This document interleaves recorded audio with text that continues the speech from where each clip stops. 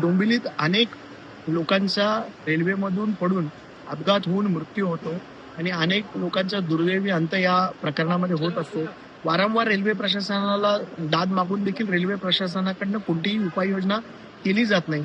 तर सारखं आपण या गोष्टींवर आवाज उठवतो, पण याच्यावरती कोणतीही कारवाई होत नाही. पण आपण पर्यायी योजना म्हणून कल्याण डोंबिवली महानगरपालिकेच्या केडीएमटीच्या माध्यमातून लवकरात लवकर डोंबिवली मोठा गाव ते माजिवडा ठाणे ही बस सेवा सुरू करण्याची विनंती केडीएमटी प्रशासनाला केलेली आहे आणि आज त्या संदर्भात बैठकही झालेली आहे आणि लवकरात लवकर ही बस सेवा सुरू होईल अशी अपेक्षा आम्हाला आहे आणि कल्याण डोंबिवली महानगरपालिकेच्या आयुक्तांची देखील मी या संदर्भात भेट घेणार आहे.